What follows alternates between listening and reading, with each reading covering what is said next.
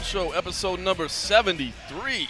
My name is John Morgan. Cold Coffee is with me. We are at home in Las Vegas, but it is an event week. UFC 202 is this Saturday night.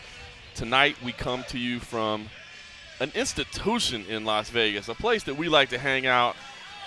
That is Naked City Pizza inside Moondoggies Tavern, Arville and Spring Mountain. If you're ever in Las Vegas and you want to get away from the strip, get you some damn fine food, this is the place to do it.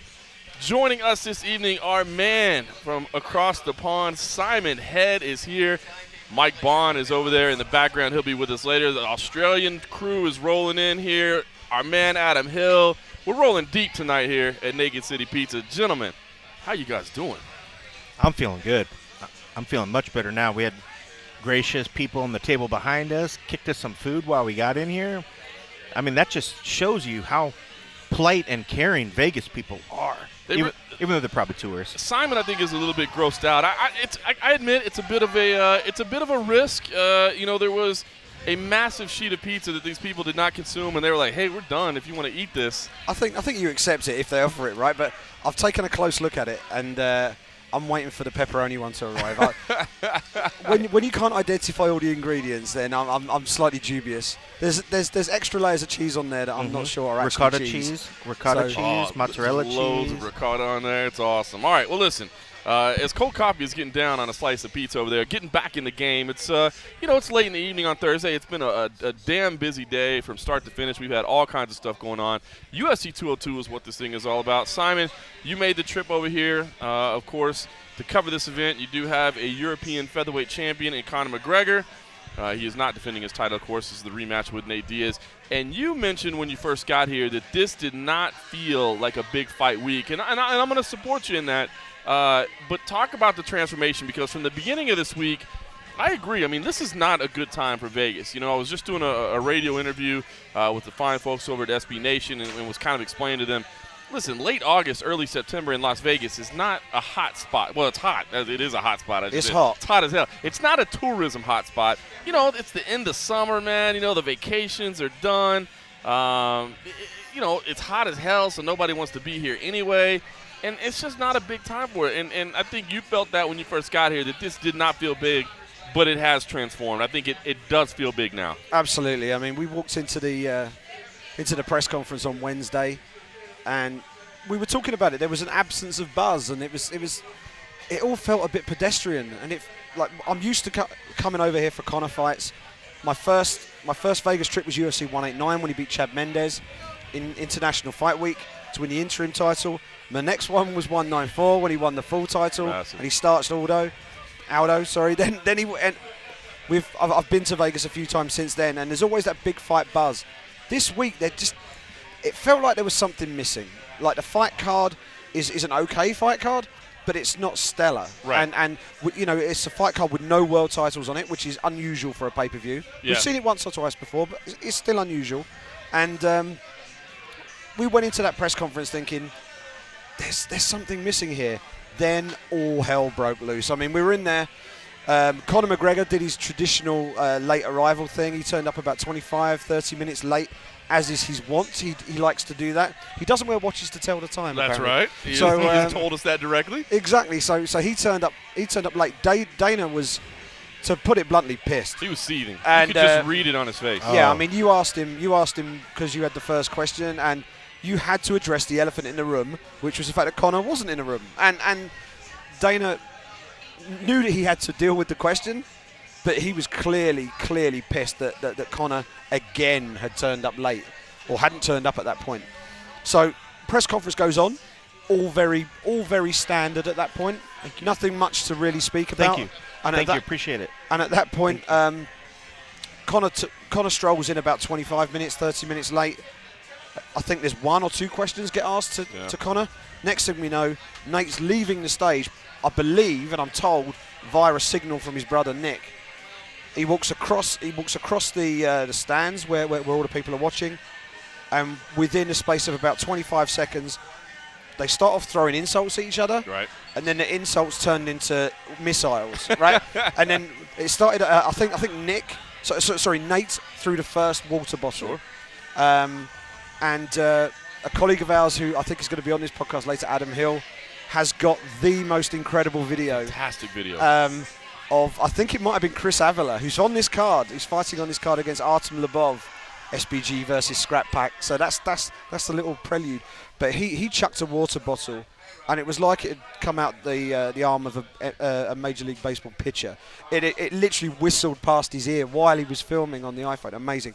But then it went up a notch. Conor then jumps up from his seat. He chucks a couple of bottles and then thinks, what else can I throw? Cans of Monster. These big Full cans. 500 ml cans of Monster that always sit on the dais when you see a press conference in the UFC. He went to grab the one in front of him and actually knocked it off the table. He then ran round, grabbed Glover Teixeira's one. Glover's looking at him going, what are you doing? And Dana was like, don't you dare throw those. He was like, don't throw the cans. Could hear it in the audio. Don't throw the cans. Conor has completely lost it, and that is the right terminology. He lost it. Yep.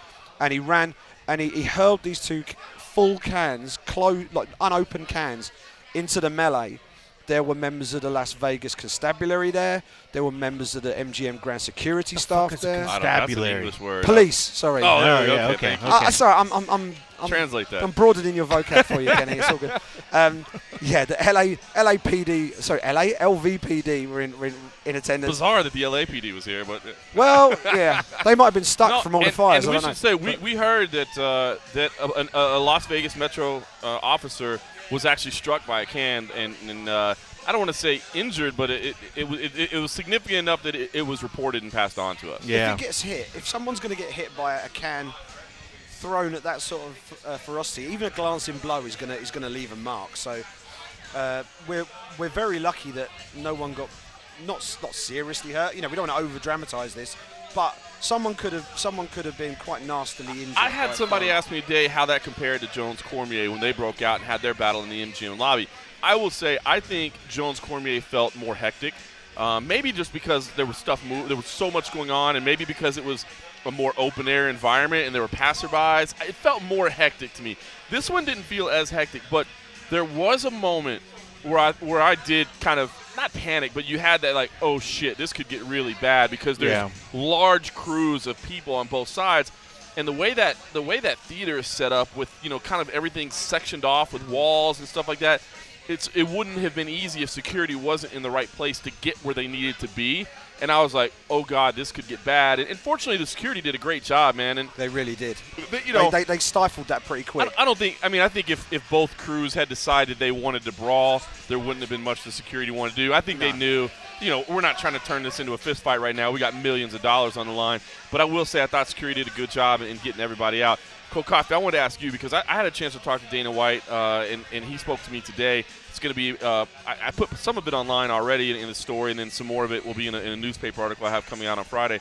But he's still pissed off about it. And, in the back of my head, I kind of thought, dude, this you got to be at least a little bit happy. I mean, this sold pay-per-views, which it sold pay-per-views, just like Jones and Cormier sold pay-per-views, albeit much later.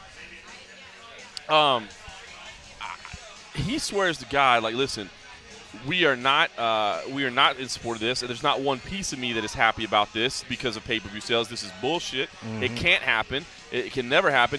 And he even went so far as to tell me that when he got back to the office, he found out that the social media team had put stuff online.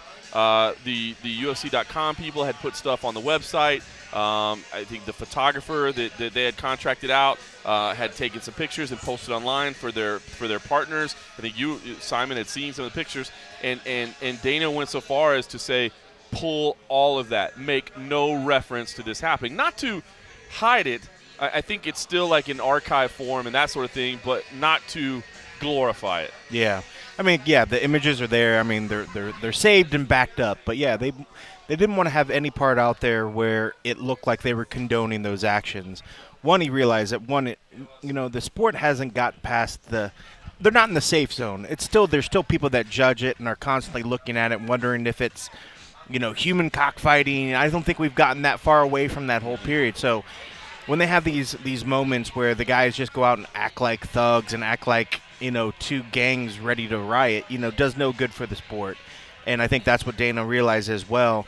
when you brought up Cormier and Jones, the thing about that one was that they actually put hands on each other. Got a little hectic and got a little crazy because they were actually making contact. You're right. With this one, it didn't have that same sort of feel. That's what it was. But what was crazy about this one is I felt there was more possibility of collateral damage in this one when the things were getting thrown. You know, there were younger kids around. It wasn't there one were women shoe this around. time. It was multiple things flying a heck of a lot quicker and a lot harder and could do a heck of a lot more damage.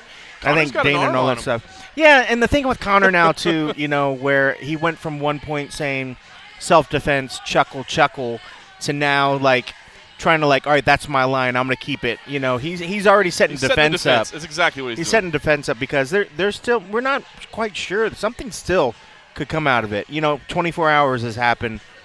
But you don't know if something's already, you know, somebody's already trying to put something in motion, and we just haven't heard because it hasn't gone public. Yep. You know, it's not like the Metro is going to say, oh, by the way, somebody has filed a thing. I mean, maybe if we reached out and we could see. If but they wanted to be hard asses, I mean, if a police officer, which is what we told, it was an actual Metro police officer was hit, I think they could probably file like assaulting a police officer. Well, at least something to well, yeah, I mean, I wonder. I think you have to prove intent on some of that, and that's why I think he's trying to say, you know, that he was self-defense, and he would probably show that it was collateral sort of damage. Yeah. It was an accident or whatever. But I think it's, you know, maybe he should probably plead instead like by temporary insanity because, you know, there were so many camera angles and views, and who can blame him for losing his cool? I mean, like, he saw friends and loved ones getting shit thrown at him, so he lost his mind. I mean, I can completely understand it, you know, and it's tough. I mean, we are talking about guys that fight for a living in a locked cage. You know, I'm not expecting them to treat it the same way that some guy that maybe, you know, has never thrown a punch, and, you know, probably the last thing in his mind when some push comes to shove is violence. Somebody else would probably go a different route. You know, these guys, push comes to shove, they're not afraid to let hands go or to throw themselves in harm's way. And I think we just saw a culmination of all that kind of quickly shake up and boil, and you know, ultimately we're lucky because it could have put a damper on the sport. You could have had two huge stars right now that, worst case, I mean, if there was some sort of thing, and just imagine if they did hurt somebody, then Metro almost has to act. They have to at that point step in, maybe arrest somebody, and then we're talking loss of the card, loss of whatever. And the guys didn't really think about all that stuff, and they, in a sense, they got really, really lucky. But I haven't heard either one of them sort of admit that sort of thing, that it was crazy and they got lucky that it didn't do whatever. Maybe they will after the fact, but they're definitely not. Maybe. Simon, I want to ask you, because I've had this asked of me a couple times, and it's different because I know you do online and print. We do a little bit of print. More online is where we live. I've had a lot of people ask me about the tardiness of Conor McGregor. Does it annoy me? Does it bother me? And I've always said, honestly, it really doesn't. Like, whatever. I mean, I'm in for a 14-hour workday anyway. I got stuff to do. Like, whatever. When he shows up, he shows up. When we get the podcast done, we get the podcast done. When we get the content done, we get the – you know, it doesn't matter to me. Now, Cold Coffee, on the other hand, you know, Angry Kenny does come out from time to time. But I was right today, though. I said Conor was going to be there pretty relatively soon. And he we spoke about it. He was like maybe 5 minutes off. He showed up to the open workouts on time. You – first of all, have a much earlier deadline than any of us because you're trying to work on deadline with people back in Europe. You've got print editions that are coming out. What do you feel? Because it's obvious that Dana's pissed. I mean, he said it at the press conference. He told me again today. He's like, Conor has got to start respecting people's time. I think there's some interesting points that I think you pointed out before, Cold Coffee, is that you know, not only, I mean, first of all, there's operational issues. You have teams of people who have, behind the scenes in the UFC, that have all these detailed schedules and who's where and what, and that throws everything off. I think you've also mentioned before, and it's so true, that, you know, if they wanted to do something like a live look in from ESPN SportsCenter or something like that, you know, stuff that can do wonders for their marketing, you know, they can't do it because they don't know if the damn guy's going to show up on time. So those things, I think, are legitimate, real concerns.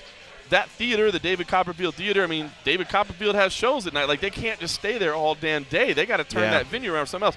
So there's legitimate concerns from the UFC's perspective. But I want to know from a journalist's perspective. I mean, Simon, does it annoy you? I mean, you've got these deadlines. You've got these print editions. Me, I just put it online whenever I can put it online. Does it annoy you?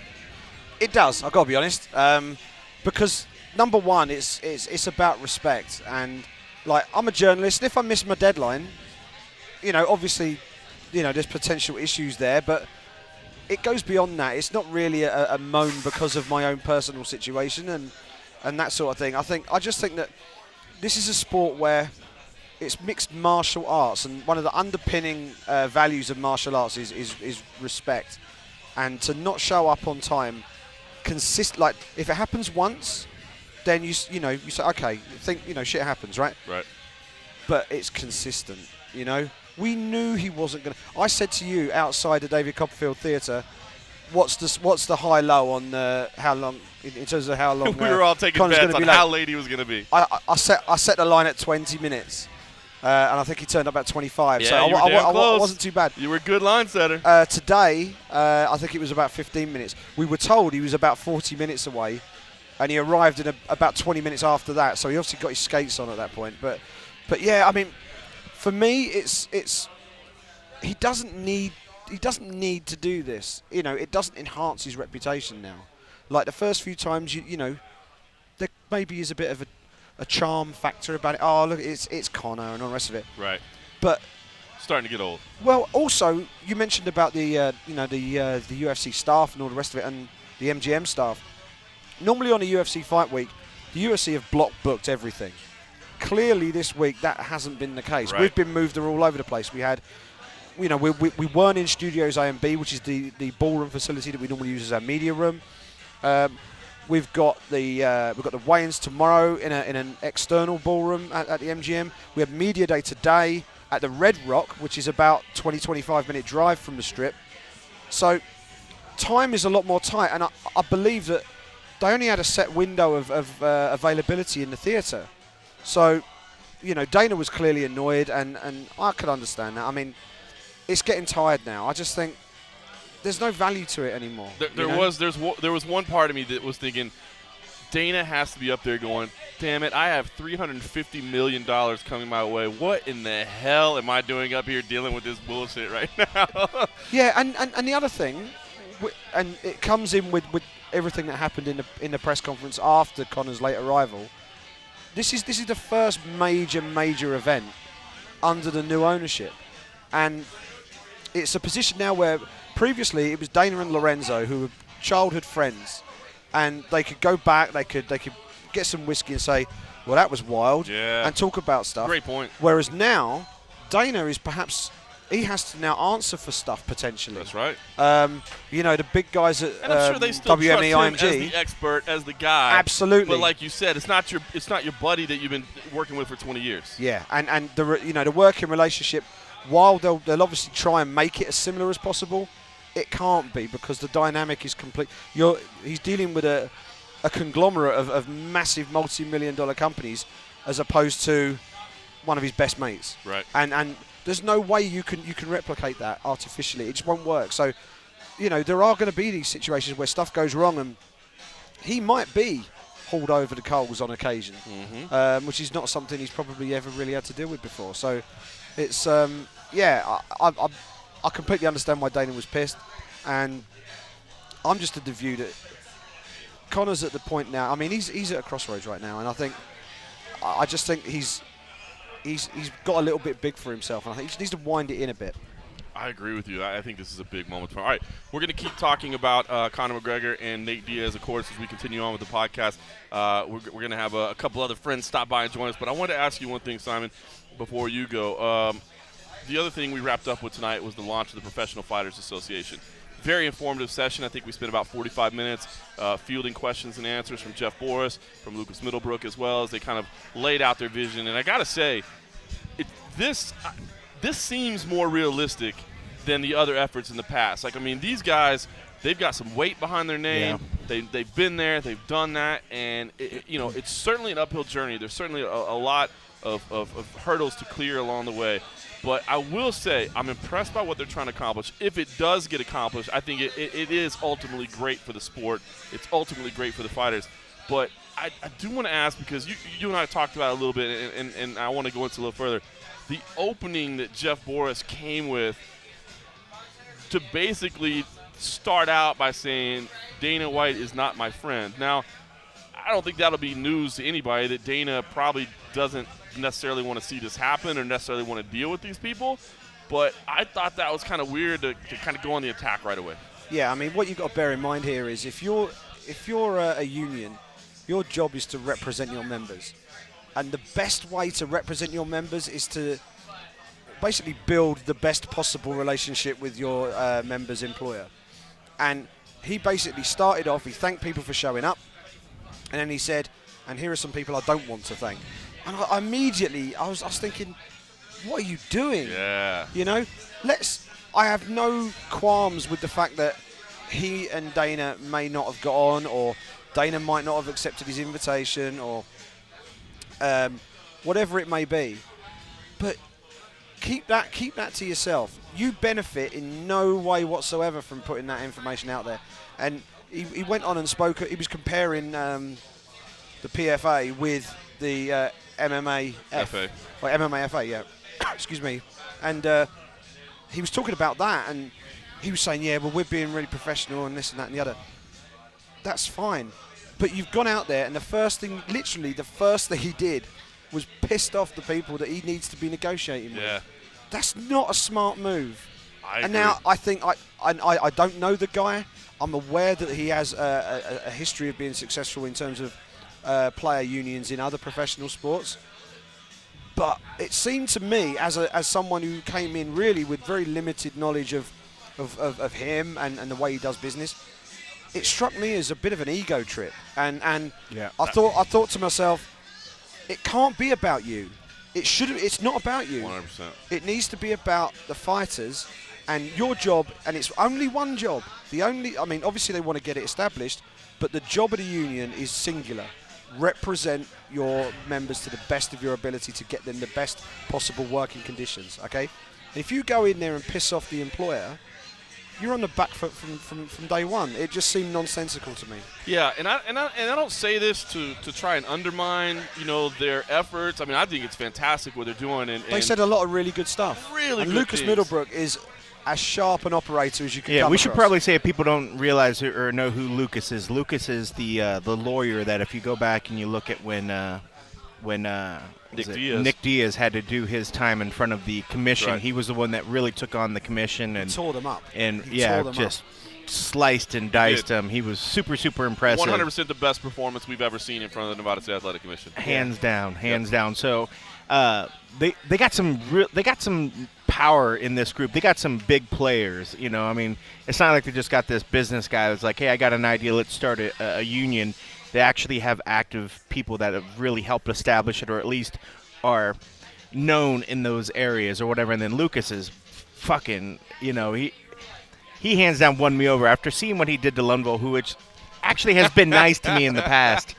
I was just amazed, and it was almost just like, dude, you did what many have tried before, but none have succeeded. So, they got some people, and I feel like just even calling this so quickly, to make the announcement the other day, now already to have a press conference and have the turnout of media that was there. At first, I thought it was going to be like 6 of us. No, it was strong. I thought that was it, but almost every chair was filled. Yep.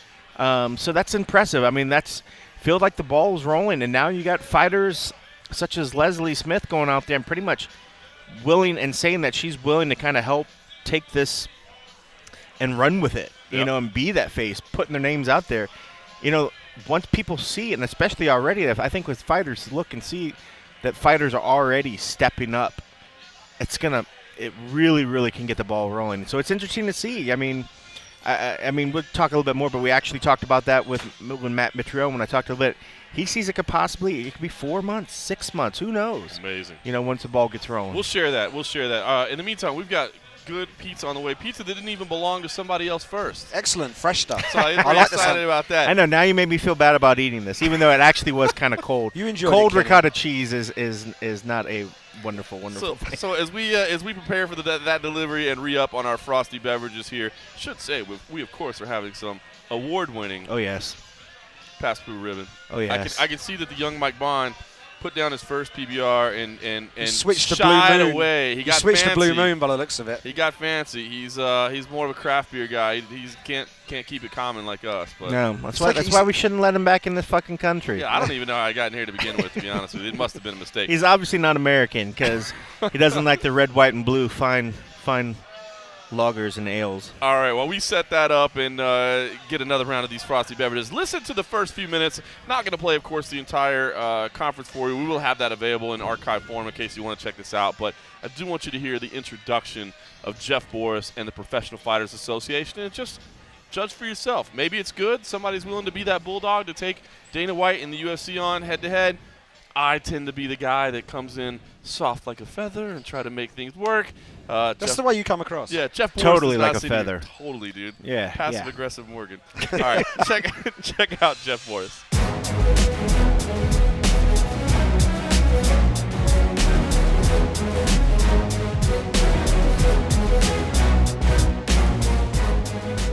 First, I want to thank everybody for coming.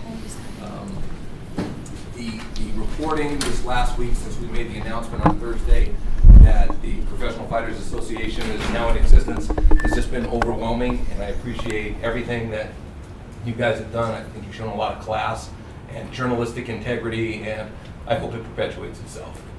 Now, there's some people I would not like to thank, 3 in particular. I want to start with Dana White. I wanted to be professional, tell him about this press conference. I called him and invited him to it. This was before yesterday's press conference. And one of the reporters asked a question to Dana during the press conference. You know, there's been this movement for unionization, and what do you think about it? And Dana said, I don't know anything about it. Well, that was disingenuous at best, because he knew, because I left him a message saying, I would like you to come to the press conference here today. Next guy would be Patrick Whitesale from Patrick Whitesale and Ari Emanuel. I called Patrick Whitesale and spoke to his assistant. His assistant said, please send me an email regarding the press conference and I'll pass it along. That's all that happened there. Ari Emanuel was a little bit different. I called him the first time. He picked up the phone right away. I said, this is Jeff Borris from the Professional Fighters Association. Do you have a minute to talk to me? And then there was a click, and I wasn't sure if we got cut off or he hung up on me. So I called him back. I said, hi, I don't know if we got cut off or not. This is Jeff Borris again. And he, in a tone that only my wife speaks to me in, says, don't ever call me again. I don't want to speak to you. I don't want to have anything to do with you. I said, okay.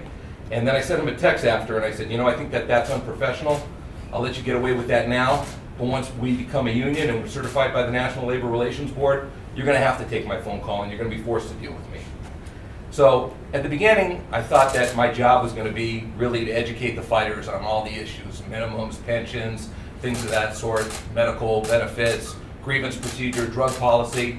But I'm finding out that I don't need to educate the fighters. And the reason why I don't need to educate the fighters is because they're already educated on the issues. When I talk to them, they know they need these things. They know they need these protections. In fact, a lot of the fighters have educated me. What a lot of them have said to me, for instance, today I was speaking to one fighter, and the fighter said, if we're successful in getting pensions, what about the retired guys? Are they going to get a pension? Are they entitled to it? And I said, I haven't really given it any thought. Well, what's your stance on it? And the fighter told me, yeah, I think that some of them should. And I said, you know what? I said, the union's going to be run by the fighters. And if the executive board of fighters come up and they say, you know what, we vote on this and we think that we want to take care of the retired fighters, and there's money now in the coffers of the union because we're sharing in the licensing or we're sharing in the media revenue, then I would follow their instructions, I would follow their orders. But right now, I find that the biggest problem that I'm having is, and I'm going to use the word bullying and intimidation. You know, a lot of these fighters, they went into these disciplines, they're not barroom brawlers. These guys are mixed martial artists on the highest level. They know how to box, they know how to kick, they know how to fight on the ground, judo, they know all these different disciplines. And a lot of them did it because they were getting bullied at school when they were little kids and they wanted to defend themselves. In the octagon, they're world class in defending themselves. Outside of the octagon, right now, they're getting bullied and it's almost embarrassing. And the UFC knows it, they're getting away with it, and I think they're laughing at these fighters. And something has to change, and something has to change now. So all I'm asking to do is to have the fighters empower the group that I've assembled and put together to give us an opportunity to go ahead and teach them how not to be bullied. The same way how they learned not to be bullied at school when they learned judo or kickboxing and they learned how to box, to give us that opportunity.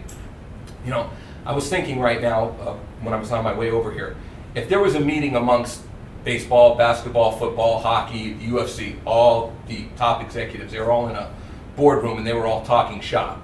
And there's one common theme there, in that they all have a union, but the UFC doesn't. And I think the UFC knows that sooner or later this has to happen. It's inevitable, because it can't keep going on like this. So sooner or later, this will come into existence.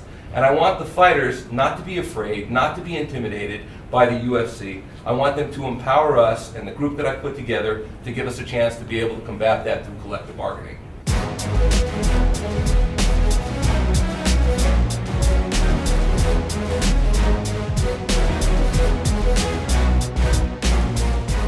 Welcome back to the MMA Roadshow. That was Jeff Borris putting the gauntlet down with Dana White to get things started with the Professional Fighters Association. All right, happy to welcome in right now the man who is basically, as far as I can tell, maybe Naked City Pizza's #1 customer. I mean, let's be honest, I mean, you love this place. You do. I do. I mean, I might be a little biased in the sense that, it's a friend of mine that owns and operates the place and that makes is the sense. chef. But, yeah, I recommend it to everybody. I think it's one of those places that, not that many people know about. Obviously, they were on Diners, Drive-Ins, and Dives that helped them out. But it's like a off-the-beaten-path kind of place. And especially this location. They've got a new one that's a little nicer, but this is kind of grimy, old like school. that. I love it. Yeah. I love coming over here. And the food is just amazing. So I tell everybody to come over here. I don't know about the Bills, though. But It's something. It is what that it has is. something to do with it. Should say, if anybody ever needs like the deep down info on Las Vegas, where to go, what to do, especially at like 4 in the morning or something like that, like Adam Hill is the man, dude. I mean, I'm not gonna lie, dude. Your recommendations for Las Vegas are always on point. Well, it's one of those things, like, there's not that many people that are from here, and I'm not either. I'm not a native, but I've been here long. I mean, I went to high school here. I went to college here. Oh, so you've been so, here I mean, for a while. I know, I know my way around Las Vegas. I know shortcuts. I know a lot of stuff. So, yeah, I over the years, and I'm a late night guy. Yep. So, yeah, I've experienced the city quite a bit. So, from your family locations to your Not adult-friendly so family. locations, I can help you out. He is guy you take care of. All right, Adam, I wanted to get you on because obviously this week we're focused mostly on Nate Diaz versus Conor McGregor. They're fighting. They're fighting this week. Oh, did you not know that? That's awesome. Okay, so gonna have to fill you in here a little bit, but yes, UFC 202 Saturday night. No, I had to get you on because the video footage that you posted on your Instagram account, I'm assuming it linked to your Twitter account as well, was, I think, honestly, the best footage I have seen out there from even like professional cameras, because you were caught in the crossfire. You also got a chance in that video to show off your cat-like reflexes, because there was a move where you literally ducked out of the way of, if I'm not mistaken, a projectile fired by Chris Avila. That is correct. And that was a lot of intense investigation on that. Now, first of all, as far as the video goes, a couple of things. The UFC video is awesome. It is. And actually, I saw a couple of videos that are out there that are really good and really well produced. I had the advantage of just being in the middle. Dude, you were in the battlefield. So I had the quality is not great, but the action is pretty good. Yeah. I'll admit that. And so, there's a lot of back and forth. There's bottles whizzing over, and there's one, as you said, if you're watching it, I still think every time I watch it, it's going to hit me. It just it barely misses. I just watched It's it. great. That was Yeah. intense. You're right. Yeah. And if people want to watch it themselves, they can go to Adam Hill VRJ on Instagram. Adam Hill LVRJ is 3 LVRJ. L's. It's tough. I know it's tricky. I didn't think about that when I made the Twitter handle. They kind of all blend together. Adam Hill LVRJ. And also, You're like T. Woodley with 3 O's. yeah, exactly. I have to give credit to Heidi Fang, our videographer over at the RJ, who she put together a video that she shot kind of from the outside with my video from the inside, and put 2 slow motion angles of that bottle flying at me. And it's pretty great. It's pretty great up there. So you get the slow motion bottle just whizzing right by my head. It's pretty awesome. And she did a great job with that. So That's that's pretty stuff. interesting. But yeah, it was being right in the middle. And Wow. The crazy thing is, Just watched it again. in situations That's like intense. this, you miss everything that's going on, because we were all scrambling for cameras. Everybody's looking around. How can I film this? And I think It was impossible to film unless you had multiple cameras. It was impossible. Yeah. And it happens in life too. I've noticed, like, instead of experiencing things, it's always like, I gotta get my camera. I was at the Implosion the other night. The Riviera got knocked down. Yeah. Which is like my 9th one. People make fun of me for that, but Wow. But it was the same thing. Like, They didn't do any fanfare. They didn't do any warning. They just blew the place up at 2:30. No countdown, no. Which I was annoyed at first, but I actually, in retrospect, thought it was really cool in that usually it's just, okay, how can I get the best shot? How can I get the best angle? That night, you almost had to just watch it and remember it. Like, I ended up getting a video, of course, at the end, and I posted it. So you didn't know that 2:30 was the scheduled time? No, at first they said 2, and they're like, well, it's going to be delayed. It'll probably be around 2:30, and then they just blew it up at 2:30. And nobody had their cameras out. Nobody had anything. And it was one of those things you have to just experience life. Hey, I was there. It was cool. I remember it. Where's your video? Oh, I didn't have one. I wasn't ready for it. And that was kind of like, in the fight, everybody's scrambling around. You know, bottles are flying. Where's my camera? Where's my video? And you don't experience, like, what's actually going on. Right. Like, you forget to, like, hey, I was there. Like, oh, what's your video like? And everybody's walking around the press conference. Did you get the angle? Did you get the shot? Did you get the angle? And I know that's our job as media, but at the same time, like, it's kind of cool when you didn't get it to just think, like, oh, I saw this and I saw this. But then last night I went home and I looked at everyone's video. I saw every angle. That was pretty cool, too, to experience, like, all right, this guy had this shot, this guy had this shot. And, it was one of those things. No, I am the worst at operating a camera. Like, I always get terrible pictures. I can't zoom. I'm awful. But I just happen to be in the right place and kind of got that really cool shot of a bottle just flying by my head. And it happens to be somebody on the card that threw it, which is even crazier. And, you know, it led us to the thing earlier. If somebody would have got hurt in that, and I'll use myself as an example, if that bottle hits me in the head, it's not going to hurt that bad. Let's say it just hits me in the right spot, knocks me out. Right. What happens? Like, there's a fighter on the card that potentially knocks somebody out with a bottle. Again, this is completely hypothetical. What do they do? And I think that's why when you heard people say, oh, it was fake, it was staged, to a degree, yeah, you can set up that stuff, you can set up drama, but there is zero chance on God's green earth that somebody from the UFC is like, yeah, start throwing bottles around. Yeah. Like, do people understand the liability that comes with fans, kids, media people sitting with bottles when full people ask cans me that, of Monster? I was like, you're joking, right? Yeah, like, and again, set this up. And again, could the walkout have been orchestrated? Could the anger, could some of that stuff been orchestrated? Yes, of course.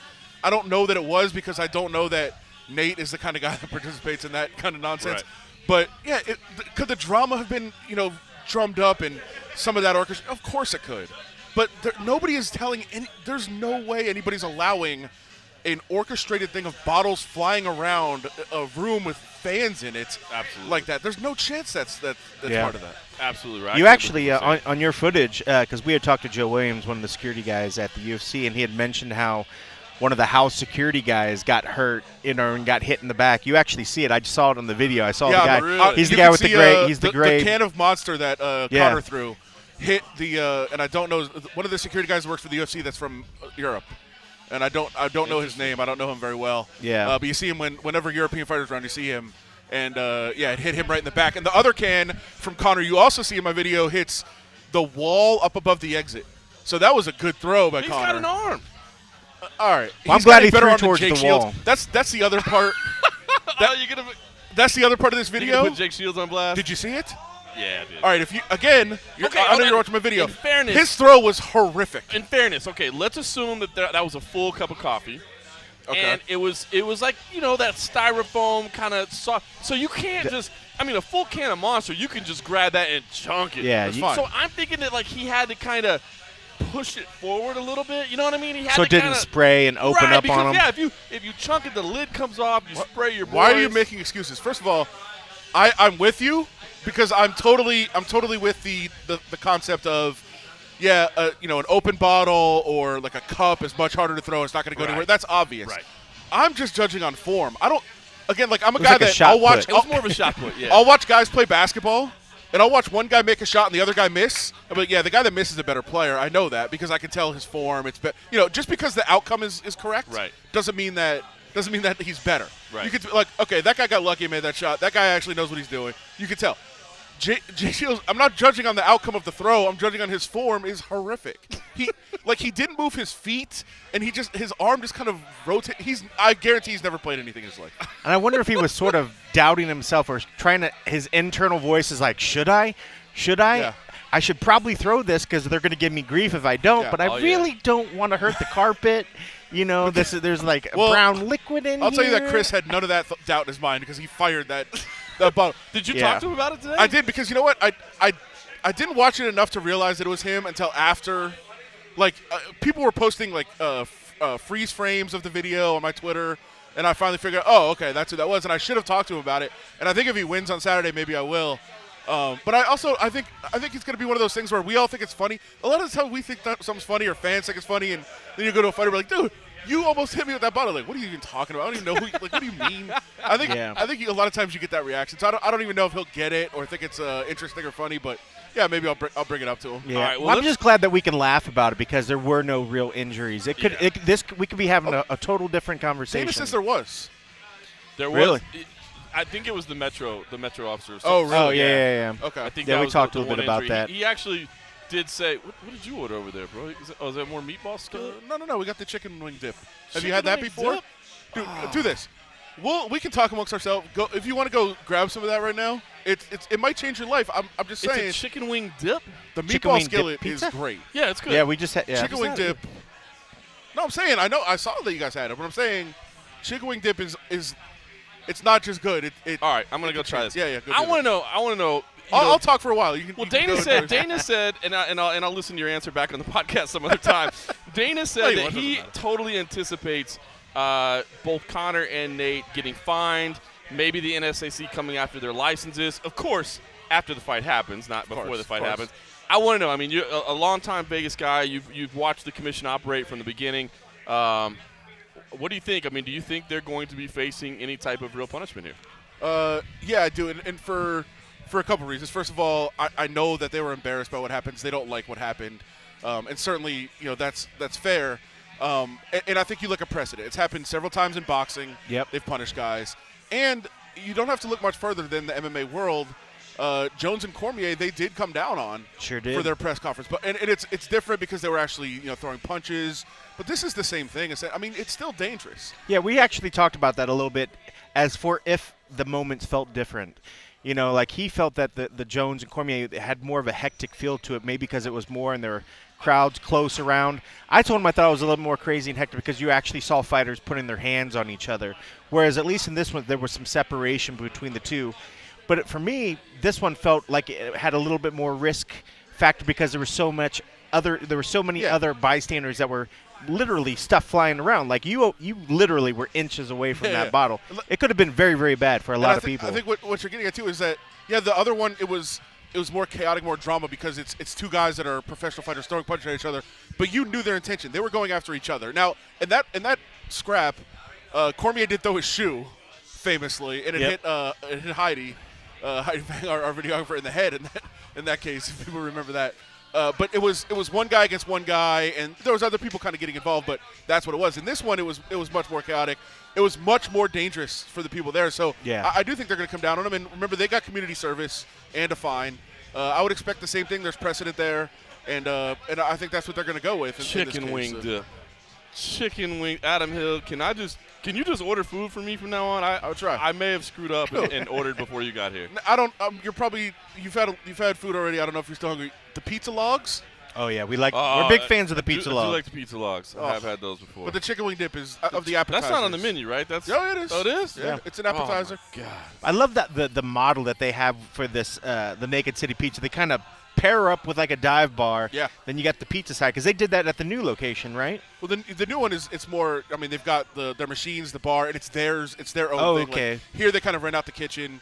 Is that the one on UNLV, like on the campus? one at UNLV is a little bit more theirs, but they don't have a bar. So there's a necessarily. third one then. The third one just Oh, opened. I didn't know there was Sunset a third one. Pecos. Naked City Tavern, right? Tied into MMA. It's right across from One Kicks Gym over on Pecos. Very cool. Right in that area. okay. So and they've got it's their own spot. It's 24 hours. And again, this guy is a real chef. He opened a pizza and wings place, but he is a chef, and he added a breakfast menu that is phenomenal. It's phenomenal. And this is the same guy that does the tacos and all the other stuff. He had the taco place. Had the which is great, taco too. place. I mean, we're getting into a lot of stuff. I can talk about this stuff all Oh, day. Desnudo Tacos was bomb. How great was that place? Can't believe they had to shut it down, dude. That was amazing. I don't know. It was a lease issue, but hopefully they'll bring it back at All some right. point.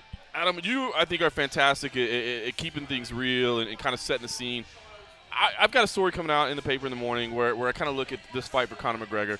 And to me, I honestly feel like this is a big crossroads moment for Conor McGregor, man. I really do. And I talked to Dana about it for my piece, and he's like, dude, you got it wrong. Like, this is just, a stud that fights at any weight. He's doing this. It's great. But to me, everything that we're hearing is that he ain't going back to 145. His coaches, his team has said, like, dude, we don't think he can make it anymore.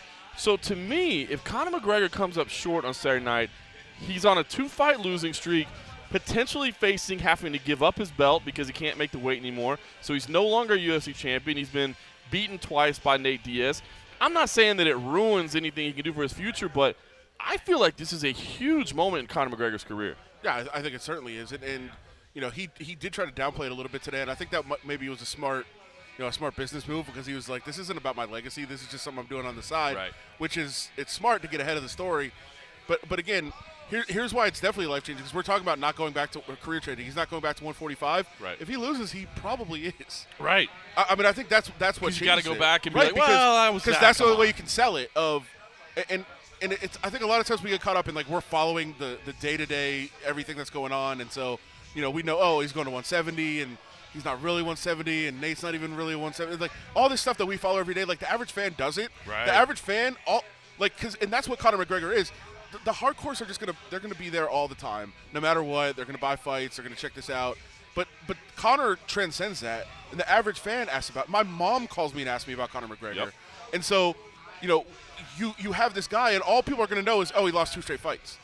That's it. That's it. And I know that we know all the other all parts the of this. asterisks and stuff that should be on there. No, the average fan doesn't care about that. He lost twice. I'm not going to watch it. You're just going to see anymore. that clip of Nate Diaz over and over saying Conor got his ass kicked. But the one thing they have is they can just hard sell, all right, he tried, he's going back to 145. And you can just pound it into the fans. He can go on Conan and say that. He can go on all these, Sports Center every day and say he's going back to 145 because he tried to go to 170, and those guys are huge.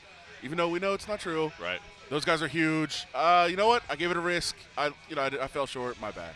And so that's why it is big. If he wins, all these avenues are open.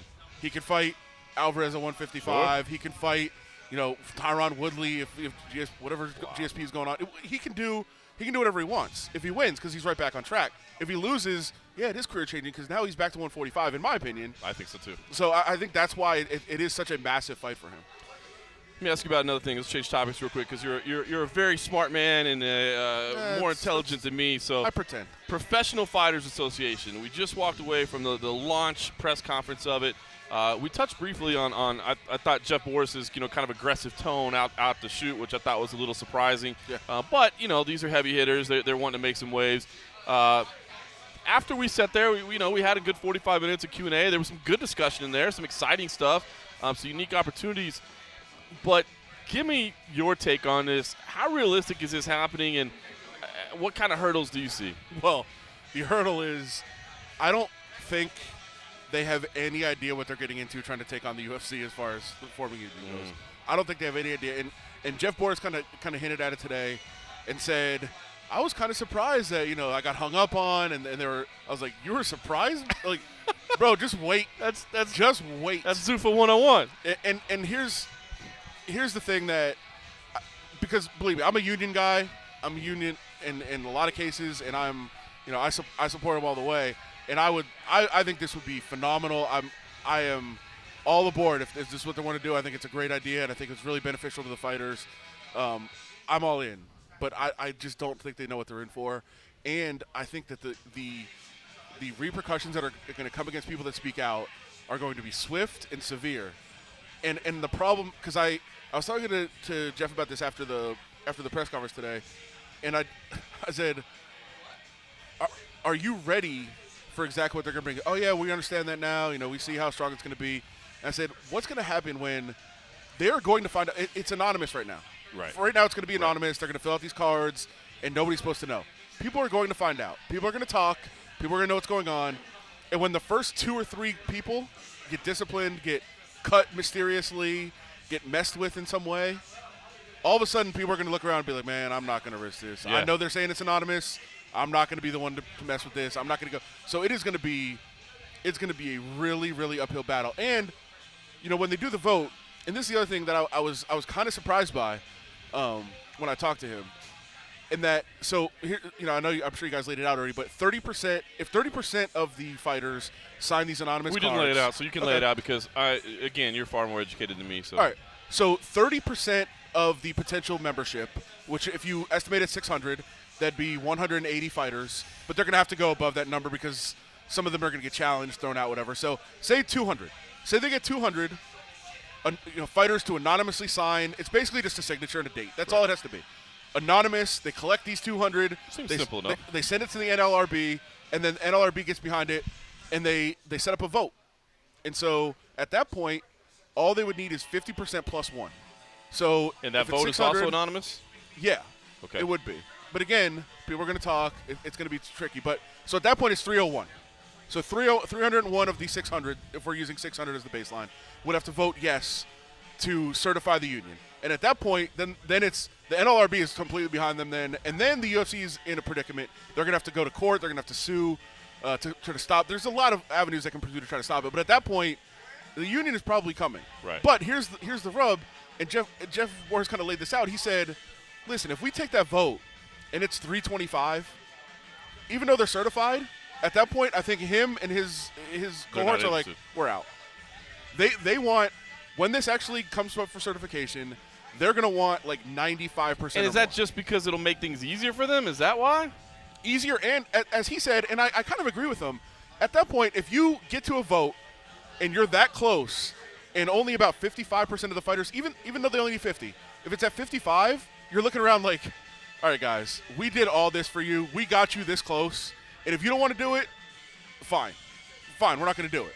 Because at that point, it should be pretty close to unanimous. Right. There's not – I know there's guys at the top that might be affected negatively by a union, but really it's not going to be negatively affected that much. Right. It'll be – all right, if you make – the guys that are making like $5 million a fight, maybe you're making – 4.8, but you're getting insurance and you're getting a lot for other guys. And then the people that are making 10 and 10, they're going to collectively bargain up to 25 as a minimum. It's going to help. It's going to help the bottom 80% much more than the top 20. Sure. No question about that. So those guys might not be in. So that might be a challenge. But there's so many steps to take. But if you get that close to where you're voting for certification of a union, and you only get like 55%, I think you look around, you're like, all right, we're not as close as we thought we were, and I think they'd be out. So if they get there, which is, it shouldn't take that long to get their 200 or so signatures, and they take a vote, which could happen. People are saying, oh, this is like a 5-6 year process. No, it should happen in a year. And if you get to a vote and it's not overwhelmingly passed, then I think that it would kind of die off, and that's certainly what the UFC would hope for. They want no part of it. They want no part of this. And the big thing also, WME just bought this company for $4 billion or a little more, depending on what the final closing price is and what we find out. But they did that because of where the contracts are with the fighter. They looked around and they said, wait, there's this much revenue. There's a TV deal coming up in 2018. There's Fight Pass, which could be a huge potential revenue stream for them because that's the way everything's trending. People are getting rid of cable. Netflix type services like a Fight Pass. That's the future. They're like, you've got this set up, which is a great system already. You've got all these fights in your library. You've got live capabilities, and we've got this TV rights deal coming up. There's so much money coming in, and we're paying the fighters how little? This is great. That's why they paid so much. And now if you're like, oh, wait, you're unionizing, and now we're going from paying – the number that's thrown out is 15. Most of the stuff I hear is closer to 24% maybe. Okay, yeah. I thought 15 was low. Yeah. And I'm here – you never know because we don't – nobody really knows what people are making. It's a mystery. And that's why I don't like to talk about money that much because – we don't know. There's no way to substantiate it. You don't know. And whatever a fighter tells you, whatever an agent tells you, whatever the UFC – you have no idea. So I don't like to talk about it that much, even though people think it's interesting and they're fascinated. I'm like, yeah, but it's not true. Right. So when you're like, oh, this guy got a $1 million payout. No, he probably got 3. Yeah. Like, you have no idea. So I don't like to talk about money that much, but I do hear it's probably closer to 24. It's still nowhere close to enough. But, you just buy this company for $4 billion and you're like, wait a minute. Now they're going to go from like 24 perhaps to like they're going to want 47? Like, no. Why did we buy this? Yeah. So I think that could be an issue. And they announced this last Thursday, but this has been bubbling for a while. And is it possible that Lorenzo looked around and said, hey, this is on the horizon. I don't want this fight. I can get $4 billion now. I'm out. I'm out. Is it possible it had a roll? Yeah, maybe. I think so. Maybe. I think so. And so, I think that, WME IMG is looking at this like, oh, man, what did we just get into? And I think it'd be great, but they're gonna fight it, and bravo to the fighters that are brave enough to step up and talk about it. I wouldn't have that kind of bravery. I'd have no courage as far as that goes. Just keeping it real. I'd be like, you knew what? I'd be Dana. Like, I didn't hear anything about a union. What are you talking about? Yeah, that's what I would be. I wouldn't be one of those ones that stepped up, even as much as I support it, and as much as I would want it if I was a fighter. No, I'd be terrified because there's going to be, technically you can't take action against somebody who's speaking out for a union. Try proving that that's exactly. the reason. Try proving it. Exactly, and it's like people get cut all the time. Fights don't get made all the time. We didn't cut him because of the union. We cut him because he lost 3 fights ago. Yeah. Like, what? What? But yeah, he's on a 3-fight winning streak. It's impossible to prove. So, and then once you get 2 or 3, once they get 2 or 3 that they punish for speaking out or trying to be a part of this movement, everybody else is going to look around and be terrified. So it's going to be a really, really uphill battle. But I like that they're at least trying. I do. It's going to be interesting to track moving forward. It's definitely a big storyline in mixed martial arts and the UFC. I guess specifically just the UFC for now. But, Kolkoff, you had a chance to speak to a Bellator fighter, Matt Mitrione, who attended tonight, participated as well, asked a couple of questions. Sure did. I see that Adam Hill's food is getting delivered, so I don't want to keep him too long. And I also just want to go see what the hell he ordered because he's also doing pretty good at ordering it. But Matt Mitrione set it up. What did you think talking to him? It was good. It was. I was interested. I actually didn't see him come in the room, and I saw Leslie come in the room, so I knew that there was a fighter there.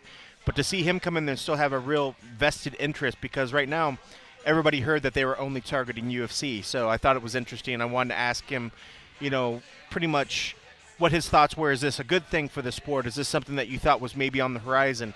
How long till he, thinks that something like this could possibly happen? And I thought he had some good answers, and, he was definitely, the Matt Mitrione that we normally see. So, take a listen and see what you think about Matt Mitrione.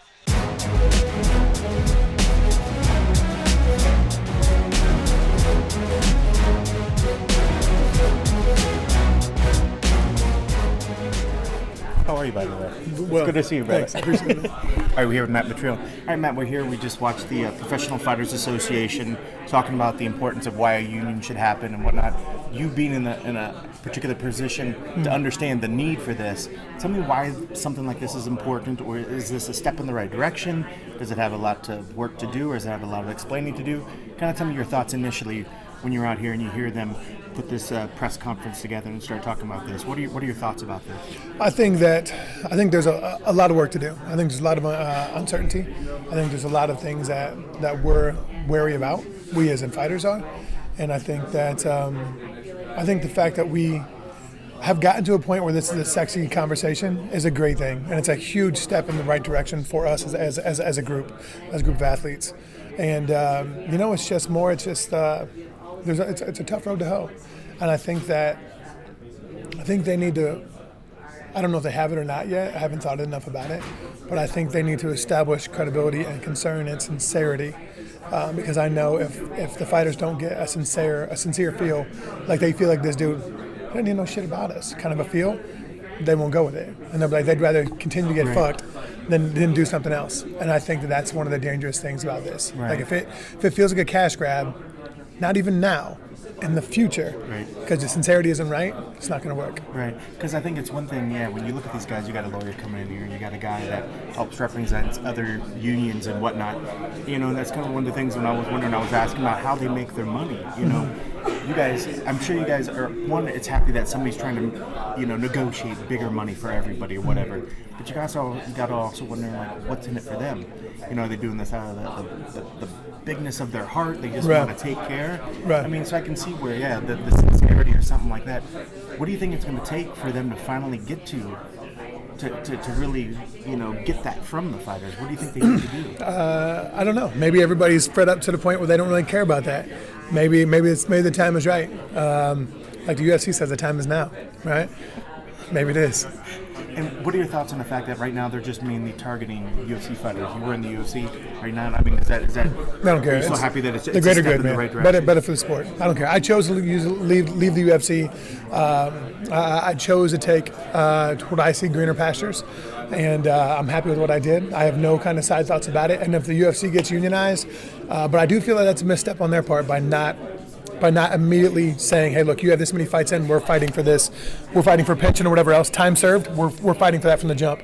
Because those are the people that have the influence over the younger people. Yeah. And if you're not going to give credit for the 15, 20, 22, 10 fights that you already got in, why am I going to be like, well, fuck it, I'm not going to get time served. So, hey, kids, do what you got to do, man. You know, like if I'm only going to get credit for 2 fights that I'm going to have before I retire, cool, sweet. Yeah. I put in 17, but I get 2 more for this. Awesome. I think that's a misstep, but whatever.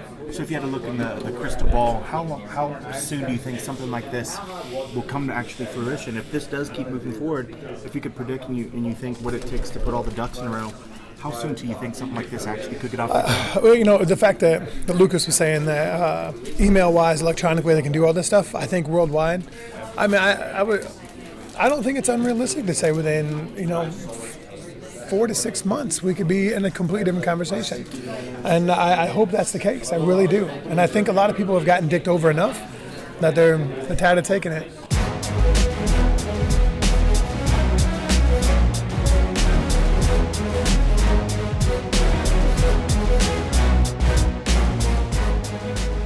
Welcome back to the MMA Roadshow. That was Meathead Matt Mitrione being not quite such a meathead as he weighs in on the potential future of mixed martial arts and a potential fighters union. Cool to see Matt Mitrione there, even though he's a Bellator fighter. Yeah. He realizes that this is a UFC it's bigger than him union. Or one organization. It is. I like that. All right, the voice you hear there, of course, is the young Mike Bohn. He has made his way down from the Great White North. He is drinking his craft beer over there, shunning us commoners with our PBR.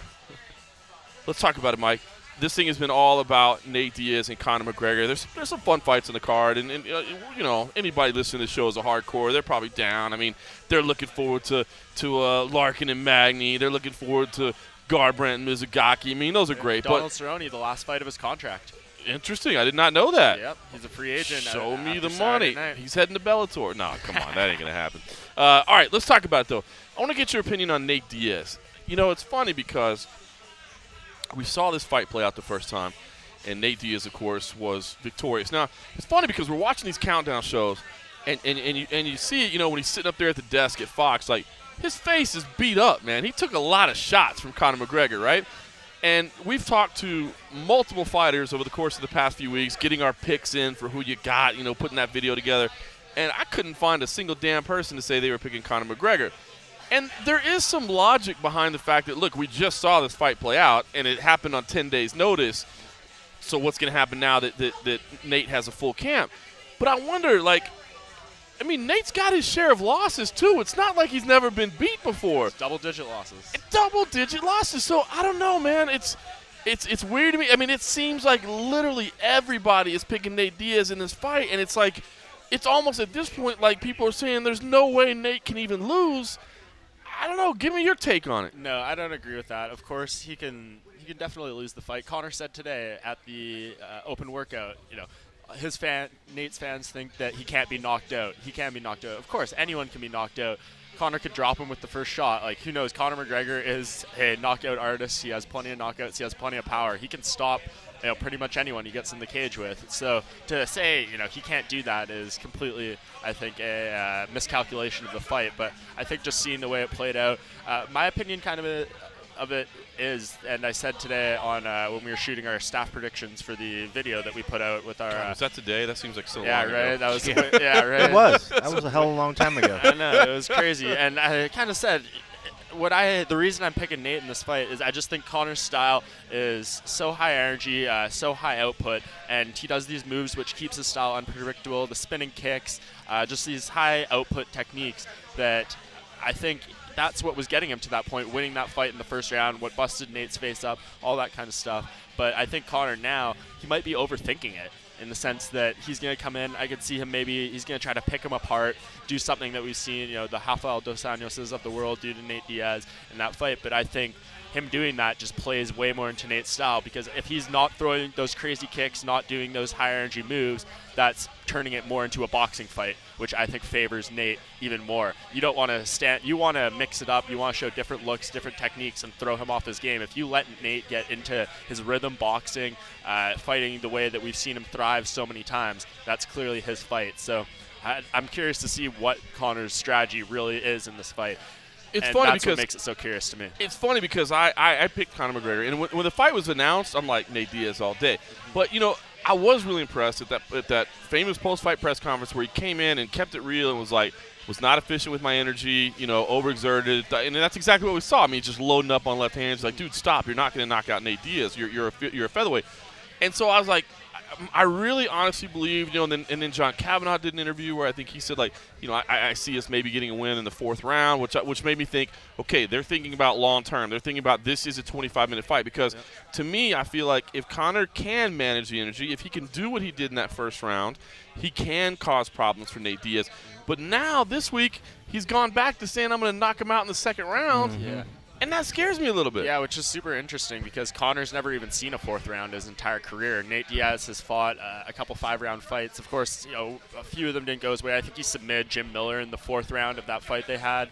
He of course lost the 5-round decision to Benson Henderson for their title fight when they had that one. But generally speaking, Nate Diaz gets better as the fight goes on. It's something, Nick Diaz as well. That's a trait they have, and we don't know. There's huge question marks there. The only time we've seen Conor go 3 rounds, I think even his entire career, was that fight against Max Holloway where he blew out his knee and he kind of had to adjust and fight a fight where he wasn't able to, he got the takedowns, he was working some ground game in that one, and I think that was just a product of him being injured and having to just make it to the final bell. But I don't know what Conor McGregor looks like in a 4th round, a 5th round, and we know Nate Diaz is right there. He'll be just as his cardio will be just as good in the 5th as it was in the 1st. So that's what makes it interesting to me. Like you said, John Kavanaugh saying 4th round, but yeah, Conor.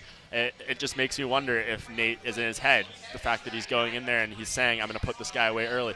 What's going to happen if Conor could come in, he could have this perfect game plan, but we've seen with the Diaz brothers so many times. Once they get in there, they hit you a couple times, they throw you the middle fingers, they talk some shit to you, they throw you off your game, and they make you want to just knock them out and throw all your energy into it and do all these, try to finish the fight, and that works to their advantage way more often than not. So I'm just so curious to see how this fight plays out. Yeah, it's exciting. Cold Coffee, I think pretty soon we might be seeing your name on the staff picks grid, because if I can make the announcement. Let's do it. Why not? Well, first of all, you are no longer a contracted employee. You are now a full-time staff member of MMAjunkie and USA Today Sports. As soon as I go back and put that paperwork, it was crazy because, like you said, Media Day feels like it was yesterday because we started this day a long time ago. Yeah. And it was right around that time, when I got the email and the offer of full-time employment with Gannett and USA Today Sports, and I'm above and over the moon with it. And I'm pretty sure what drove that offer was our bosses at USA Today Sports probably logged into your Twitter account and saw that you are verified. You got the blue check next to your name now. And they're like, that's what I thought you were going to talk about was the blue check. He's got the blue check next to his name. We better lock this dude up. We better do it because he's big time now. He's big time now. I think I'm the only person on our staff that doesn't have the blue check. Who is? You are? Yeah, because I'm waiting. I'm trying to get the actual just at Mike Bohn Twitter handle instead of just Mike Bohn MMA, and it's never been used. I put in a request today. It's never been used? So somebody owns the account. It's never even tweeted? It was started in 2009. It has 1 follower and 1 following. They're both Hootsuite. 0 tweets ever.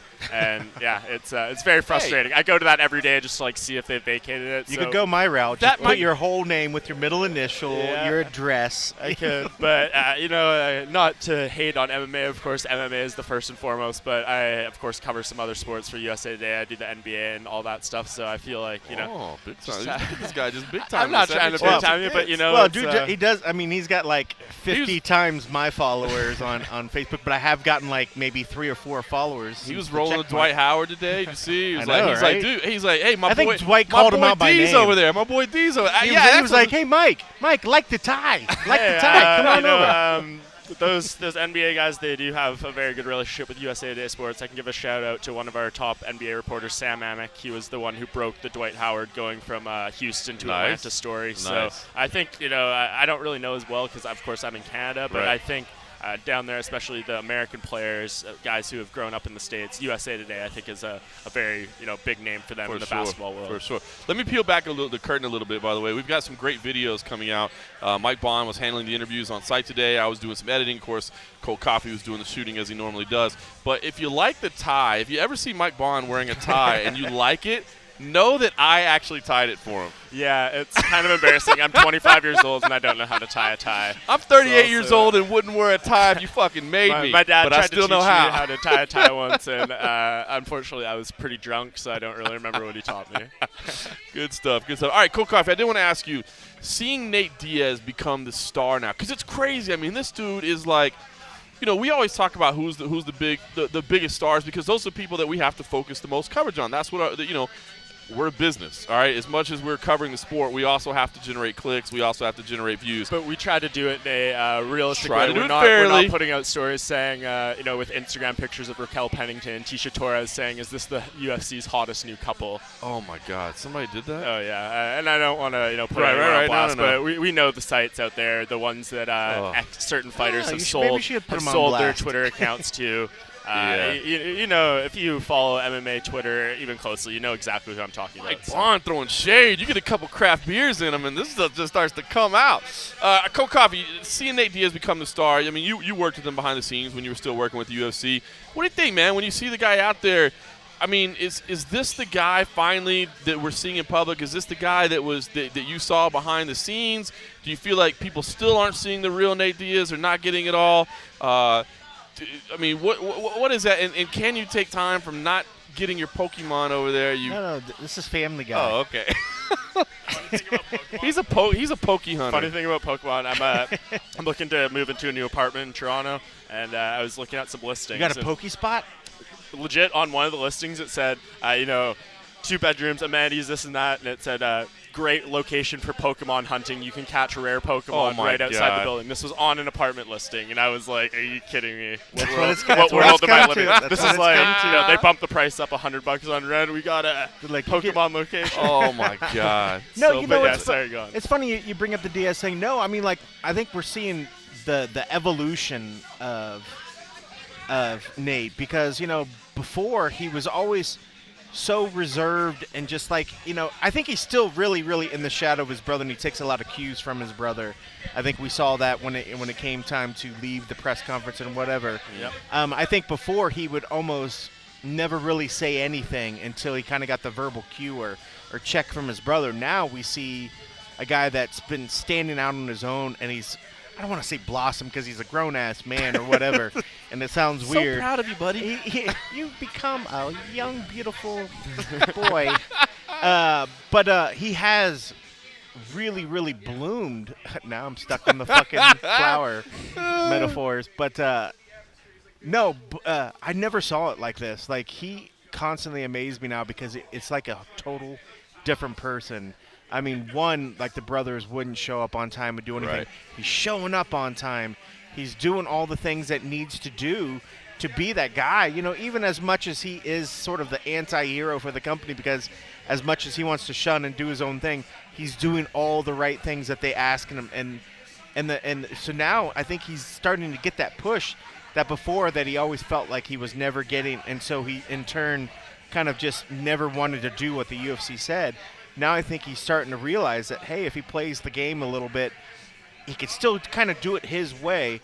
And now he's getting, more people are just gravitating toward it. I mean, he's got one of those personalities that, and I think it's the way he fights and the way he stands behind what he says, that it's hard to not really just like a guy that kind of stands for what he says and then goes out there and proves that and does it and stuff. So right now, I mean, he's definitely shaping himself to be one of those guys that when people look and they think about UFC fighters and who are guys that are representing the company at the very top, the needle movers, he by far is probably in the top 5 of the needle movers of the company right now, and it's amazing. He doesn't move the needle, though, according to Dana. Dana obviously didn't know that there was a Fighters Association. Yeah, right. As well. No, and kind of to go from your point, I think even when you've heard Dana say, like, he's talked about, he would say it with Nick, if he could only play the game this little bit. I think Nate, but he's always had really good things to say about Nate. He's like, his brother, on the other hand, is pretty good at that stuff. Of course, Nate has had his moments with the UFC, but more often than not, I think he's being He plays the game. Professional Yeah. enough, yes. He hasn't had these huge instances. He hasn't had, of course, there's the infamous George St. Pierre, Nick Diaz conference for, I think it was UFC 137 or something, where Nick didn't show up, and it was, a similar image of, what we saw with chair. an empty chair, that we've seen. But Dana getting the phone call from Cesar Gracie in the middle of the press conference, that was fantastic. Yeah, it was crazy. But to talk about Nate's star power, I actually had the chance. I put out a piece for Rolling Stone earlier this week, and it was back from UFC 200 when I got the chance to spend a few hours with Nate during that week, and more or less it was to really just see what his star power is like in the sport. We just hung out in the MGM lobby at the Starbucks there, and it was basically me sitting there for about an hour just watching how people reacted to him. Right. And the difference of people who came up to him, there was moms with their young kids, there was an elderly Asian couple, and everything in between, every race, every gender, everything. Right. And it was absolutely compelling to see how big of a star he was and just how people reacted to him. And of course, we're in a place, it was UFC Fight Week, all that stuff. But even outside of that, I spoke to Clarissa Thompson, who infamously did that one interview with John Jones after his incident for Fox Sports 1, but now she's the host of Extra TV, which Nate did that very popular interview with where he said he would slap Justin Bieber with after his first win over Conor, and that's still the highest viewed video they've ever posted on their YouTube. They have other celebrities going on there, and I got the chance to speak with her for that story as well, and she said it was the biggest crowd they've ever had for because they do an outside kind of studio type thing, and she said she was just kind of one of the biggest stars she's ever really seen do that situation. So I think he's definitely, as you said, a needle mover, a guy that I think his popularity is more than just the MMA bubble at this point. He is a known commodity in the grander sports world. So we've talked about what's on the line for Conor McGregor in this fight, but what do you think's on the line for Nate Diaz? Seemingly he's kind of in this fight with nothing to lose, I think. If he loses the fight, it's whatever, dude. You got 2 big paychecks in a row. And he'd probably get another one. And you'll probably get the trilogy fight. I mean, there's no way in hell he's going to throw the fight. People are like, oh, maybe he'll lose on purpose. That blows my mind. No, Nate Diaz is not going to do that. But, let's talk about a win or a loss. What would he? Well, I don't think so. Conspiracy theory guy over there. But with a win, what do you think? Because he's not a welterweight. I know he's competed at welterweight, but I think lightweight is his best division. 3-2 in the UFC at welterweight. Yeah. People are saying, well, maybe you give him a title shot. I don't know that, didn't seem all that interested. I don't he think got he asked cares. about title shots. He's like, Tyron Woodley and Eddie Alvarez, they aren't big enough to fight me at this point, but, where do you go? There's no... Maybe he said multiple times he doesn't want to fight GSP. He said that's his brother's fight very, very strongly. He doesn't want that fight. Who's out there for him? It's very weird. Conor McGregor is arguably the biggest star in the sport. Right. He ain't fighting Ronda Rousey next. So who's on that level? Oh, who knows? Yeah. Start it up now. Who would win? Yeah, but who's on that level? So where does he go from here? Maybe this is Nate Diaz. He cashes out. Maybe he's done after this. Maybe we don't see this guy again. Or maybe he leaves for a year and waits for someone's notoriety to build up to this. Good. I really don't know. That's the great thing about Nick, is that it doesn't matter, and I think Nate is there now too. It really doesn't matter if they're coming off a win or a loss. It's just just put them in a fight, and they're going to make you care about the fight, man. They're going to make you care about the fight. But I personally think he could say whatever he wants about the Eddie Alvarez title shot. I think he wants to fight Eddie Alvarez. I know I've spoken to him. I didn't include in the article because it wasn't really relevant to what I was talking about, but he had said they had an incident at UFC 188 after Eddie Alvarez beat Gilbert Melendez, who is, of course, a teammate of Nate Diaz. I think he definitely, wants that fight at some point. I think that would make sense for him, and who doesn't want the title? He, I'm sure, wants to be champion. He already fought for that belt once. He can say whatever he wants, but a title fight is a big deal for Nate Diaz, and Eddie Alvarez, I think that would be a hell of a fight to watch between those two. That would be absolutely amazing. So he can say what he wants now, but I think if the opportunity came along and he wins this fight and they offered him a title shot against Eddie Alvarez, he's not going to take it really because he's not a big enough name. Of course he is. Of course you do. And even though he would be the champion, he would still be the A side of that fight. So his star power would carry that fight. All right, you're the numbers guy. You're the stats guy. Give me, when you were putting the facts together for this, give me something that stood out in your head, even if it's one guy, both guys, whatever. Were there any numbers that you came across that you were like, damn, I didn't realize that? It's hard to say. I mean, I always look at the rematches. You know, Nate's, of course, just had one rematch. He fought Gray Maynard. He beat him very dominantly the second time out. Conor's never had a rematch, and that's always what's compelling to me. Interesting. Going in there and seeing how the rematches. And, you know, to go back to an earlier point, kind of going off your question, but talking about, you know, a trilogy down the line if Conor wins this fight, I think Conor McGregor's biggest mistake in the lead up to this fight was saying that there's going to be a trilogy.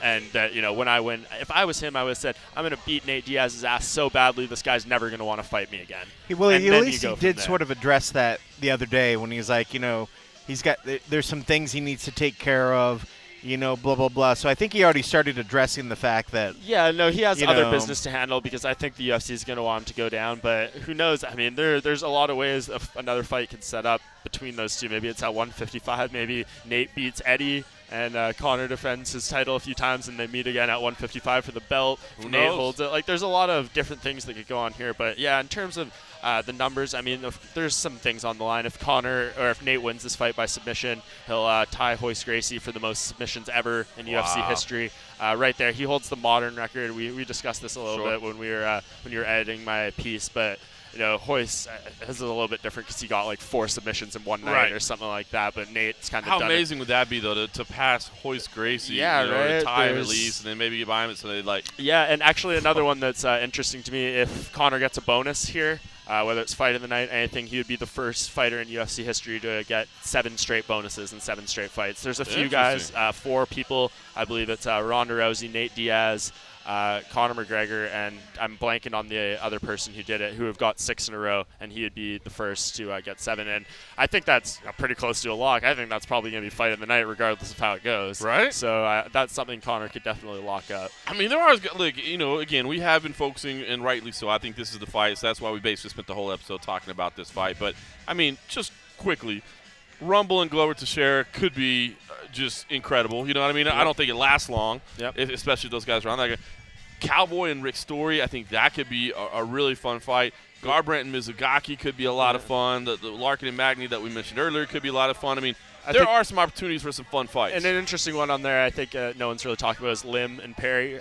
Both those guys I don't think know how to defend strikes. Nope. And one of them is going to get clocked. And, you know, talk about a guy like Mike Perry, and there's a few other debuting fighters on the card. And that's, if we're talking about stats, one thing that I've been tracking a lot this year, which is one of the most compelling things to me right now, is fighters who have debuted in the UFC this year. I think when they're fighting, you know, not another fighter who's debuting, like someone who's had at least one UFC fight, I think they're 7-46 or something like this year. So there's guys like, and that's why when we do our staff picks, like if it's a debuting guy against someone who's been in the UFC at least once, automatically, I'm picking the guy who's been in the UFC because debuting fighters have struggled really, really bad this year, and that's kind of interesting to me. And you know, a lot of them short notice replacements, stuff like that. Maybe the odds aren't stacked in their favor, but a guy like Mike Perry, you got the call, you know, a little while ago. So it's very interesting to me seeing new guys come in. They have not done well at all in the UFC this year. Mike Perry's fun. I spoke to him last week. The guy's got some swagger, man. He's got a little attitude to him. Yeah, and those two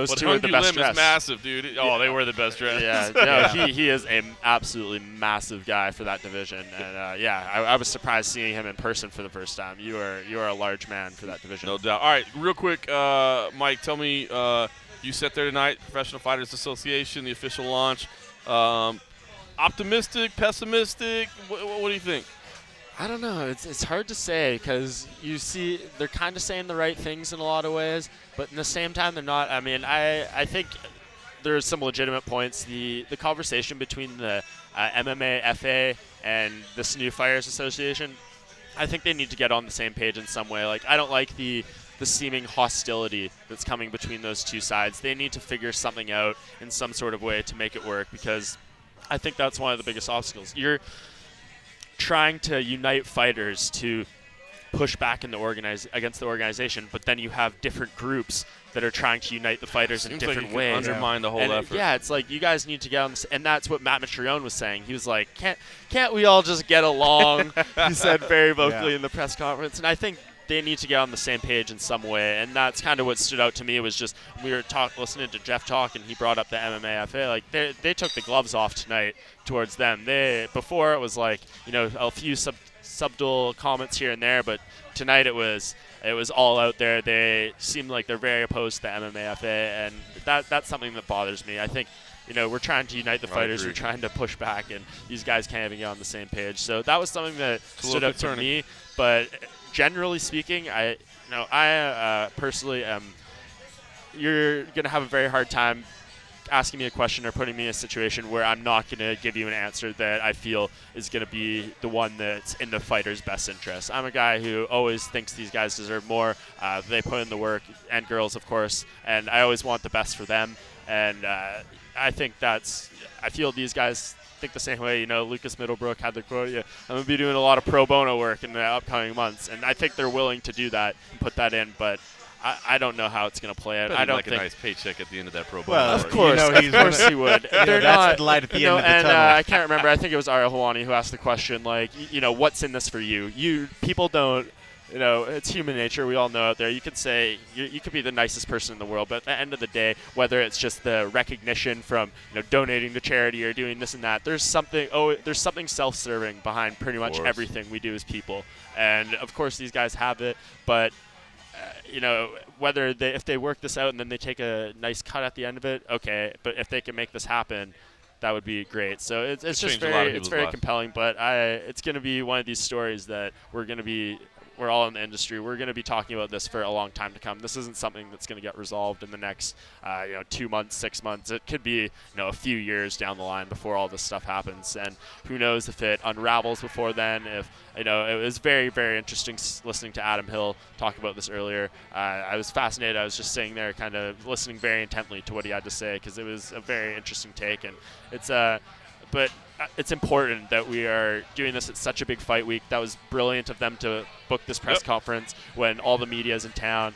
I was surprised there wasn't more fighters and managers there. I think the only manager we saw there was the lady from Paradigm. I can't recall her name, but she asked a couple of interesting questions about back pay and all this kind of stuff. And I was a little surprised we didn't see a bigger presence there. I know Nick Diaz was supposed to be there, but he of course didn't attend for whatever reason. He's probably out at the club or something, Snapchatting. But that USADA test that you had to deal with. Yeah, so I think, but this is going to be something that's going to be a story that's going to go on and on. But right now, it's very nice to see that at least we're addressing it in a bigger setting. It's not just guys like us talking about it on podcasts where it's like a little more under the radar. This is something that was bigger, that was out there, and Rob Macy has put in a lot of work with the MMAFA, but in the same time, these guys in the week since they sent out the original press conference or the press release and set up the website, I feel like they've done made infinitely more progress already on this. And it might even be like just a 1% step forward, and we could have 99% more to go. But at least it's something that's becoming more out there, more public, and just more people are becoming aware of. And that's getting people talking, people like you and me, even just fans, all that. That's only a benefit. Even if it doesn't work out now, it's only a good thing. No doubt. Well, Cole Coffey, you had a chance to pull aside a current UFC fighter, Leslie Smith, who did show up. Yeah. She had some things to say. She participated very much in the Q&A session. She had some great things to say. She is one of those that is going out on a limb right now, leading the charge. Set it up. Of course, note Leslie Smith is managed by the guys who are running this stuff. So take that with a grain of salt. Her presence. Yeah. She is working with the people that are.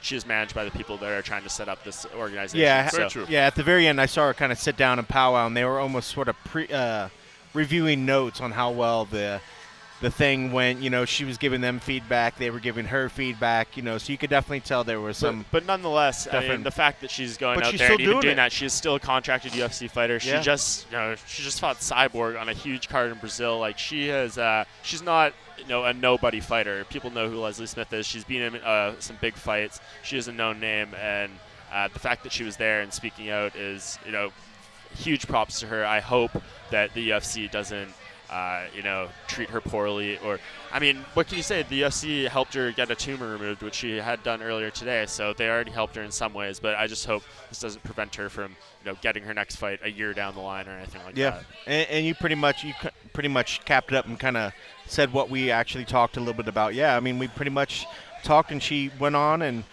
goes to say that she is willing to help carry the mantle and carry this forward. And we did touch on the fact of, that she got things taken care of about the UFC. So the squeaky wheel got a little bit of oil and taken care of. So that's good. So, but no, it was great. Leslie, and she's always been a good interview, and it's fun seeing her over the years, becoming more and more of a vocal piece for women's MMA, as well as now, in a sense, what MMA fighters should be, how they should be handled and dealt with. She is willing to go on the line and put her neck out there, and I commend her for it. And you can hear her talk about it here.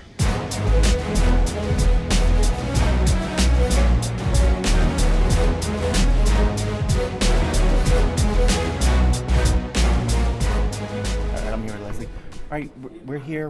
We just got done hearing a speech by the Professional Fighters Association, talking about their desire to create this union and whatnot.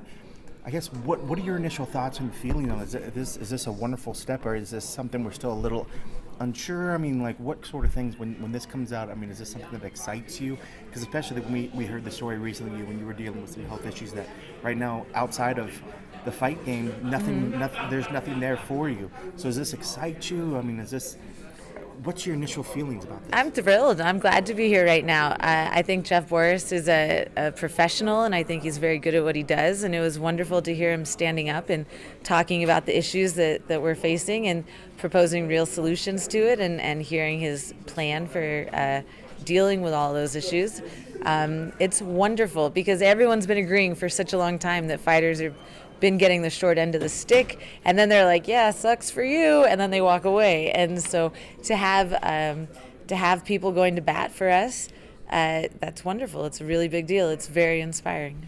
Is this the kind of thing, like when you talk about things, when you guys hear about unions, is this the thing that fighters talk about when you guys are kicking outside of training? Is this the thing that might come up and you guys are like, wouldn't it be nice if this existed? It's the kind of thing that comes up if I'm in the conversation.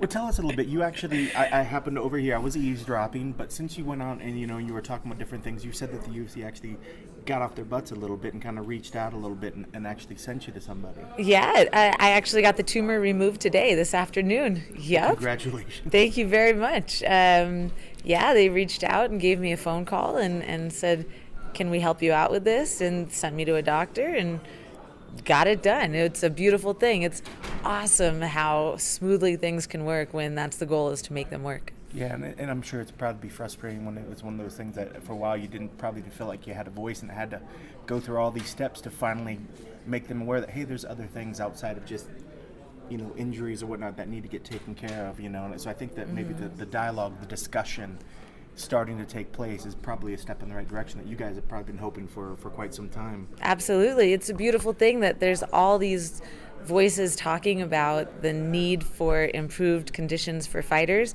and that there's all these ears that are listening. This is the best possible situation we could have right now, and it's only going to get better from here.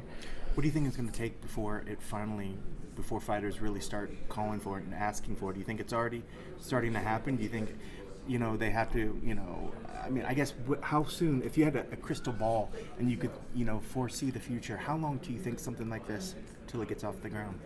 I have never done this before, and I don't have a crystal ball, but I do know that this ball is rolling, and it's been rolling for a long time, but it's rolling a lot faster than it ever had, and it ever has, and it's gathering a lot of steam, and there's more going on. It's being taken more seriously. There's more fighters who are coming together, and having the backing of all the other major athletic teams is huge. It's like we've been validated in a way. The UFC has done a great job of bringing this business up to where it is right now. The $4 billion sale totally shows that. They've done an amazing job of that.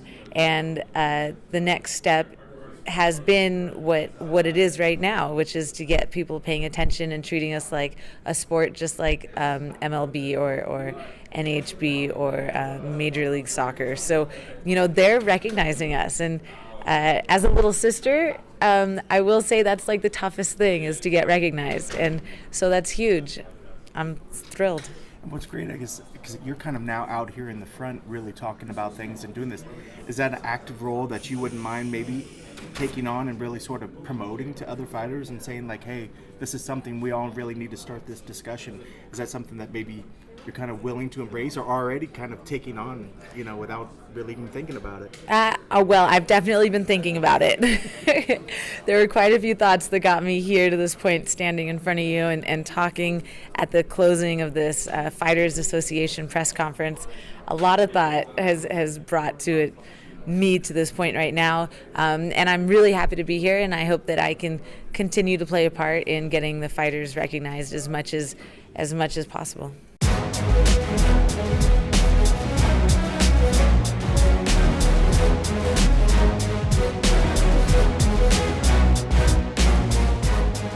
Welcome back to the MMA Roadshow. That was Leslie Smith being on the leading edge of this Fighters Association. All right, so we talked a little bit of business. We talked about what's going on, but now, first of all, it's just time to end this day.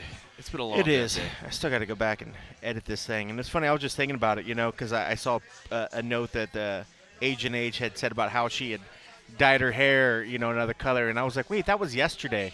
And I still haven't seen it because it's fight week. It's like you miss days. It's like we're two passing ships. And, yeah, I'm ready to get back and get this thing edited and maybe try to wake up in the morning and actually see her before go another third day without actually seeing and stuff. Well, and we're just a few hours away from early weigh-ins. Then we got a UFC 204 press conference. Then we got the ceremonial weigh-ins. But at least we get to call it a day kind of early public tomorrow. weigh-ins. We've heard many names of it. Is that what they're sticking with? Official. They're sticking with ceremonial weigh-ins. They took our lead. I think we led with that. We called it ceremonial. I think weigh-ins. so. We're they tend to pay trendsetters. attention to what we say. Totally, yeah. I mean, I'm pretty sure we've made fights, by talking about them and Totally. No. not And if at all. fixes Not even a happen, bit. it could be because we talked about them as well. You never know. All right. Well, listen. It is all about UFC 202 this weekend. We are kicking off one hell of a run. Man, we'll be in Vancouver next week. We'll be in Germany, Cleveland. You will. Well, I'll be in Germany, then Cleveland, and I don't even know, man. There's a lot of flying going on. That's all I know. October 22nd, the stat man says, is the next off weekend, and who knows? They might even add. They might something have in booked before one then. last minute. Sounds like a whole lot of and a half episodes coming soon. So in the meantime, we're going to let Cold Coffee wrap things up, get out of here because he's got some editing to do. Me, I've got some frosty beverages to consume. So with that in mind, thanks for listening.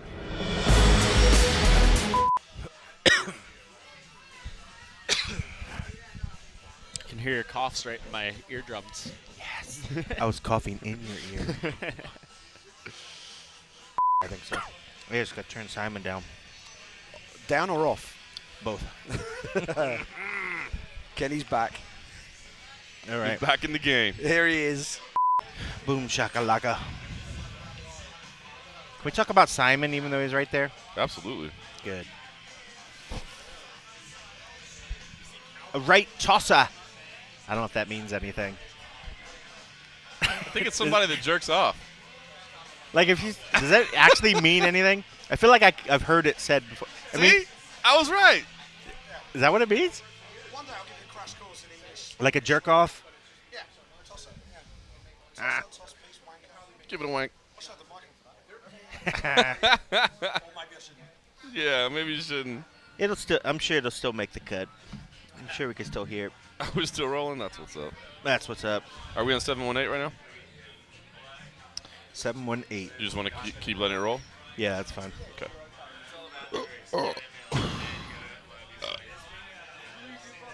That's award-winning burp right there. Oh, solid.